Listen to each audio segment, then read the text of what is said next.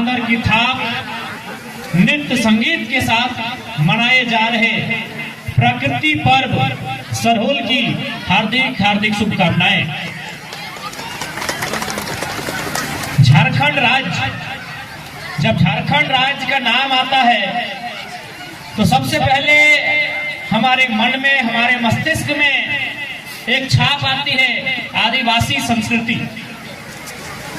आदिवासी संस्कृति का मतलब होता है एक विशिष्ट खान पान, रहन सहन, पहनावा, गीत संगीत और पूजा पाठ, इसी को मिला के एक विशिष्ट संस्कृति का निर्माण होता है।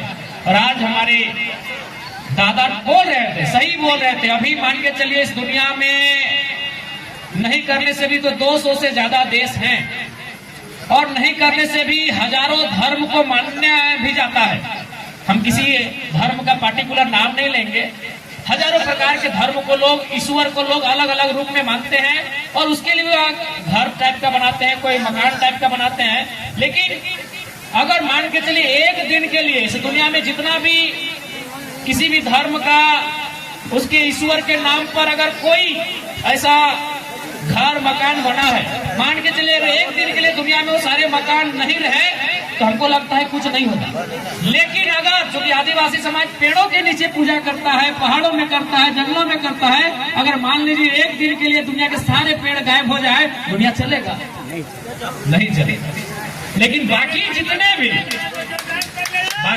भी धर्म मानते हैं, हमारे हर एक धर्म का आस्था का सम्मान करते हैं। लेकिन एक छोटा सा उदाहरण दे रहे हैं, अगर मान के चलिए वो स्थल जहां वो अपना पूजा करते हैं, अगर मान के चलिए एक दिन ना दिखे तो हमें लगता है दुनिया में विशेष कोई प्रभाव नहीं पड़ेगा, जैसा दुनिया चलता है वो चलता ही रहेगा। लेकिन आदिवासी प्रकृति को मानने वाले, पूजने वाले, पेड़ों में अपनी पूजा आस्था रखते हैं। अगर पेड़ एक दिन के लिए सारे गायब हो जाएंगे तो हमें लगता है कि इंसान का जीवन संभव नहीं हो सकता। तो आज झारखंड राज्य में जो हमारी पहचान है, यही हमारी संस्कृति, हमारी मूल पहचान है। झारखंड राज्य बनाया ही गया था भाषा और हासा को लेकर। भाषा यानी संस्कृति, परंपरा और हमारी बोली। ये हमारी बोली, किसी की संथाली, किसी की मुंडारी, किसी की गुड़माली। तो भाषा, संस्कृति और हासा यानी जमीन। इसीलिए झारखंड राज्य आज भी हमारे पूर्वजों की बात करें या आज हम अपनी बात करें, हम लोगों के लिए सबसे महत्वपूर्ण अगर है तो भाषा, हासा आज भी हमारे लिए महत्वपूर्ण है। आज भी हम लोग जल, जमीन, जंगल की लड़ाई के लिए हमेशा आगे सीना तान के खड़े हो जाते हैं।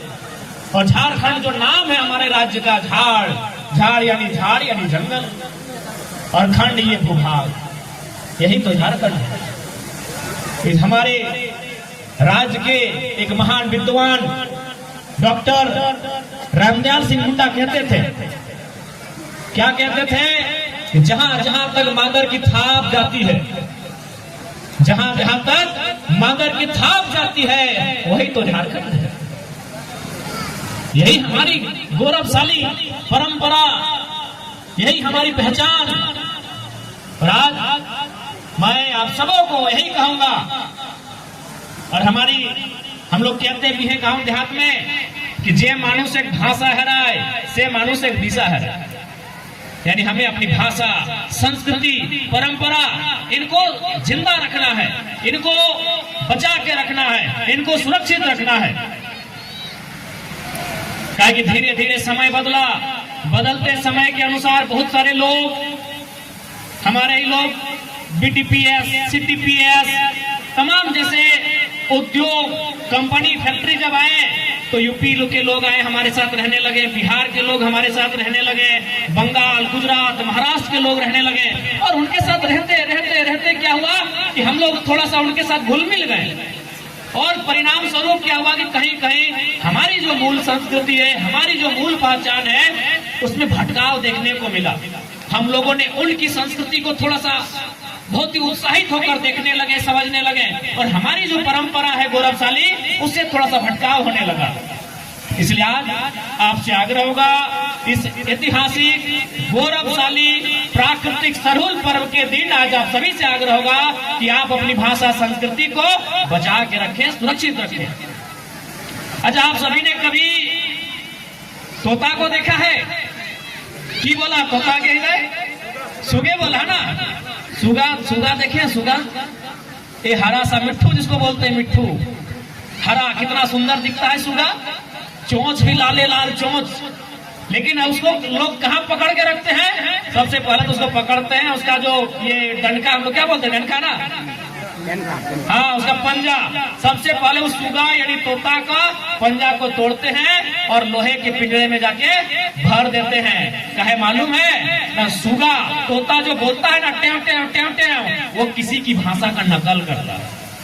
यानी नकल करने वाले लोग पिंजरे में भर दिए जाते हैं। हमने कौवा देखा है, भले देखने में काला है, सुगा की तरह सुंदर नहीं दिखता है, लेकिन आज तक कभी किसी ने देखा है कि कोयल मैंने कौवा के गर्दन में रस्सी डाला है, कौवा के पांव में किसी ने जंजीर डाला है, देखा है? नहीं। एक कौवा जो काव काव काव काव काव काव करता है ना, ये उसकी माँ की भाषा होती है। इसका मतलब क्या हुआ? अगर आजाद रहना है तो भले कौवा बन के रहो, लेकिन अपनी मातृभाषा, अपनी संस्कृति के साथ जुड़ के रहो। देखिए तोता को जाके देखिए, तोता नकल करता है, दूसरे की भाषा का नकल करता है, दूसरे की बोली का नकल करता है। लोग उसको पकड़ते हैं, दोनों हाथ भी तोड़ देते हैं, आधा आधा काट देते हैं और पिंजरे में भर के रखते हैं। लेकिन कौवा को आज तक आप नहीं देखे किसने पकड़ के रखा है। कौवा का मन हुआ तो बुनियाटों के डाक किसी पेड़ में बैठ गया, कौवा का मन हुआ तो पोखरिया में जाके बैठ गया, कौवा का मन हुआ तो नारायणपुर में जाके बैठ गया। कौवा हमेशा आजाद घूमता है इस आकाश में, काहे? वो अपनी मातृभाषा, अपनी संस्कृति के साथ रहता है। इसलिए हमें उस कौवे से सीखना चाहिए कि किसी भी हाल में लोग